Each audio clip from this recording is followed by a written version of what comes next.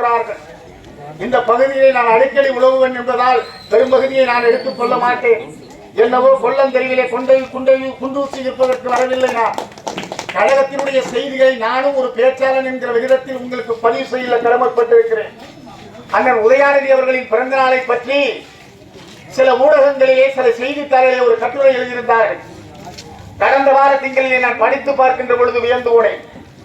அதுக்காக இந்த தலைவர்களுக்கெல்லாம் பிறந்த நாள் விழா கொண்டாடுகிறார்கள் என்றால் அந்த தலைவனுடைய செயலும் சிந்தனையும் வரலாறுகளுக்கு வசீலப்படுத்தியது. அதனால் பிறந்த நாள் விழா கொண்டாடுகிறார்கள். ஆனால் உதயாநிதி என்பவர் நம்முடைய சேப்பாக்கம் தொகுதியிலே வெற்றி கண்ட ஒரு விளையாட்டு வீரரால் தொடங்கி விளையாட்டுத்துறை அமைச்சராய் விளங்கி மாண்புமிகு துணை முதலமைச்சராய் ஓங்கி நின்று கொண்டிருக்கிற ஒரு தலைமகனுக்கு ஏன் பிறந்த நாள் விழா கொண்டாடுகிறார்கள் என்று சொல்லிவிட்டு சொன்னார். இன்று இளம் தலைவர்களாக விளங்குகின்ற அரசியல் தலைவர்களில் தன்னுடைய தாத்தாவை போல் திராவிட முன்னேற்ற கழக வரலாற்று பக்கங்களை எண்ணி பார்க்கின்ற பொழுது திருச்செந்தூருக்கு நடையாத்திரை செய்கிறார். திருச்செந்தூருடைய முருகப்பெருமானுடைய சிலையை அதனுடைய வேல்கம்பு களவாடப்பட்டிருக்கிறது என்பதை செய்தியை படித்து அன்றைக்கு எதிர்க்கட்சி